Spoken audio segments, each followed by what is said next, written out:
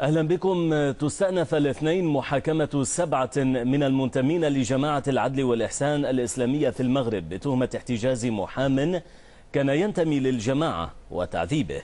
وتحظى هذه المحاكمة باهتمام واسع من قبل منظمات الدفاع عن حقوق الإنسان بعد أن اتهم المعتقلون 7 السلطات المغربية باختطافهم في ظروف لا إنسانية وتعذيبهم بأساليب تحط من كرامة الإنسان. ويتوقع أن تشهد المحاكمة حضورا كثيفا لمحامين من جنسيات مختلفة وممثلي جمعيات حقوق الإنسان. هؤلاء من أتباع جماعة العدل والإحسان تجمعوا في فاس بعد جلسة المحاكمة الثانية ل7 من أعضاء الجماعة في 29 من الشهر الماضي. وقد اعتادت الجماعة أن تستنفر أعضاءها في كل مرة لمواجهة ما تقول إنه تضييق من قبل السلطات المغربية عليها. بدأت قصة المعتقلين 7 في 28 من يونيو حزيران الماضي حسب الجماعة التي تتهم السلطات المغربية باختطافهم. أما السلطات المغربية فقد كان أول إعلان من قبلها لاعتقال 7 عن طريق قصاصة لوكالة المغرب العربي للأنباء الرسمية. ومع انطلاق الجلسة الأولى للمحاكمة اتهمت السلطات المغربية المعتقلين 7 باحتجاز وتعذيب محام تقول إنه قرر مغادرة جماعة العدل والإحسان. أما رواية الجماعة فتشير إلى أن المحامي المشتكي طرد قبل 1.5 شهر من الحادث بعد أن تبين أنه يعمل لصالح المخابرات المغربية. وقد اتخذت المحاكمة أبعادا دولية بعد أن اتهم المعتقلون 7 الجهات التي اختطفتهم بتعذيبهم بأساليب تحط من كرامة الإنسان. ورفعت عائلات المتهمين قضية ضد الفرقة الوطنية للشرطة ووكالة المغرب العربي للأنباء التي نشرت خبر اعتقالهم. وهذه إحدى الندوات الصحفية التي تدخل ضمن الحملة الدولية لمناصرتهم وقد نظمت في الرباط الشهر الماضي. شارك في هذه الندوة 10 محامين من جنسيات مختلفة وممثلو 3 منظمات دولية للدفاع عن حقوق الإنسان. وفي الوقت الذي تقول السلطات المغربية إن هذه القضية تتعلق بجريمة حق عام تصر جماعة العدل والإحسان على أنها محاكمة سياسية تستهدفها. أما منظمات حقوق الإنسان المغربية والدولية فتركز على الجانب الحقوقي نظرا لوجود عنصري الاختطاف والتعذيب. وتبقى هذه المحاكمة حلقة أخرى من حلقات الصراع بين جماعة العدل والإحسان والسلطات المغربية. ويرى مراقبون أن هذا الصراع متواصل بأساليب شتى وأن مثل هذه القضايا لا تعتبر استثناء إلا من حيث أنها تسلط عليه الضوء. وينضم إلينا من بروكسل المحامي فانسون لورك. سيد لورك، هل ترى بأن إعطاء صبغة السياسة أو المحاكمة السياسية لهؤلاء المتهمين هو أمر مبرر وحقيقي؟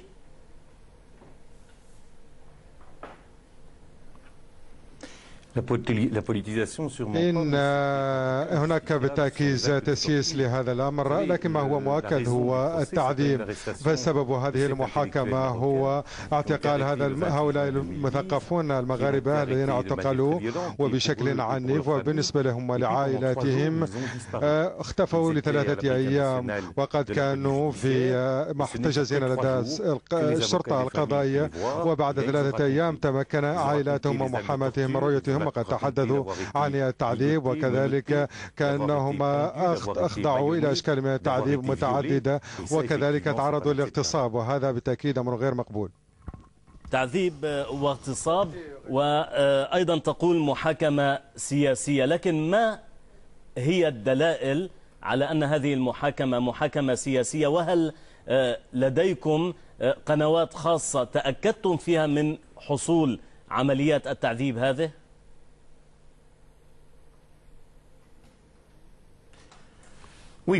بالتأكيد هناك تسييس لأن هؤلاء 7 ينتمون إلى حركة العدل والمساواة. من ناحية أخرى، وهذه السابقة في هذه المحاكمة، هو أن القاضي عين طبيبا، وهذا أكد أن هناك أفعال تعذيب. كما تعلمون نحن لسنا وحيدين، بينما هناك الكثير من المحامين موجودين هناك، وهناك أيضا وفود أجانب، وهناك منظمة حقوق الإنسان والعفو الدولية.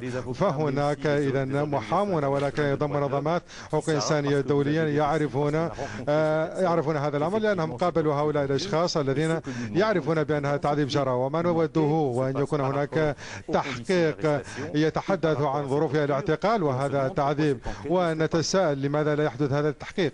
نعم. طيب ابقى معنا سيد فانسون لورك.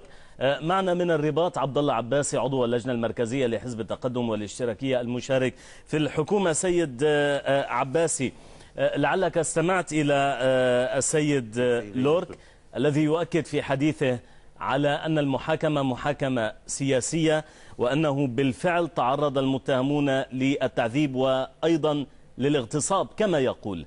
ما ردكم؟ شكرا. أنا أقول أنه كما قال السيد المحامي من بروكسل أنه هو لا توجد لديه هو كمحامي أي دلائل على أن المحاكمة السياسية نظرا لانتمائهم إلى هذه الفئة الأخرى. فأنا أقول أن القضاء في المغرب بلد الديمقراطية وبلد الحرية، هو قضاء مستقل تماما. لماذا؟ لأنه لا يخضع للتأثيرات وبعيد عن كل الاعتبارات السياسية والسياسوية، وهو قضاء مستقل عن كل التيارات ولا دخل للسلطة في مجرى العدالة. وكل شخص في المغرب صغر أو كبر شأنه تطبق عليه كل فصول القانون. كل من ارتكب جنحة أو جناية تطبق عليه مواد القانون، هذا عادل. القانون الجاري بالعمل والسلم مفعول، وذلك بعد سلسلة من البحث والتحقيقات بأمر من النيابة العامة والتي تقوم بها السلطة القضائية، وبكل نزاهة وسرية تقوم السلطة القضائية بتحقيق. فإذا ثبت أن المشتكى به لكن سيد عباسي، يعني حركة العدل والإحسان، عفوا أريد منك فقط توضيح. حركة العدل والإحسان نشرت عبر موقعها صور واضحة بالصوت والصورة.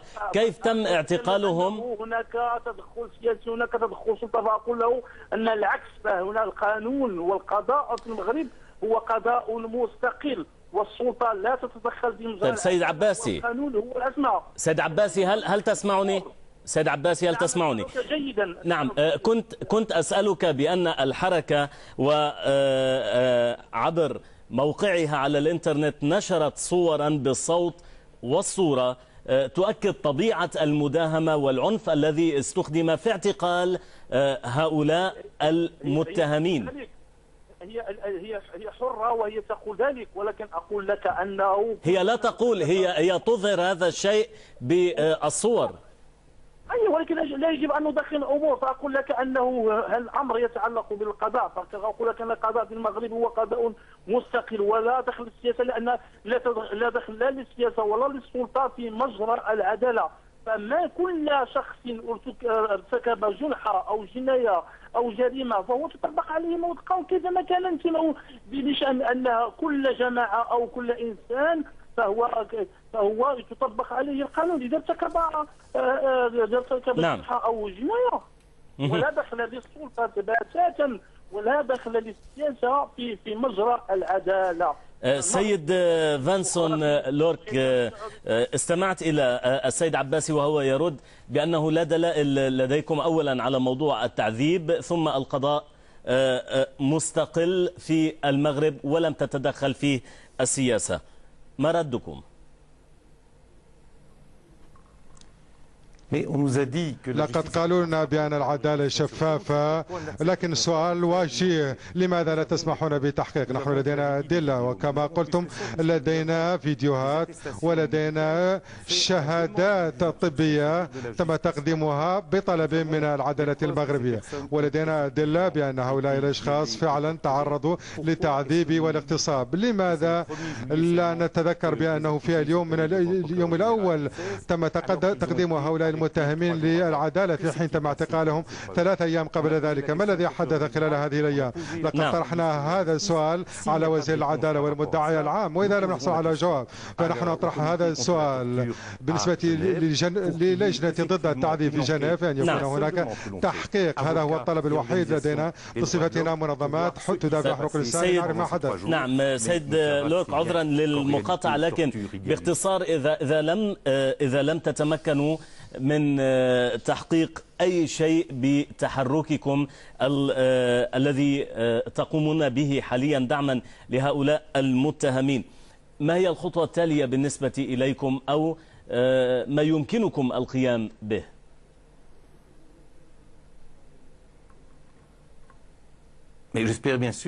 آمل أن يتم إطلاق سراحهم، فالمحاكمة ستجري غدا، وإذا قررت العدالة المغربية بعدم الإجابة إلينا بالتأكيد هناك جهات دولية يمكنها أن تجري تحقيق، وبالأخص محكمة مواجهة التعذيب في جنيف، وهناك أيضا قوانين دولية يجب أن نجري محاكمة ثانية، ولكن محاكمة ستكون لأولئك الذين قاموا بالتعذيب، ولدينا الوسائل الدولية في جنيف لنرى ماذا حدث بين 28 يونيو والأول من يوليو، ولدينا أدلة سنقدمها غدا في فاس. شكرا لك المحامي فانسون لورك من بروكسل، وطبعا شكرا لعبد الله عباسي من الرباط عضو اللجنة المركزية لحزب التقدم والاشتراكية المشارك في الحكومة.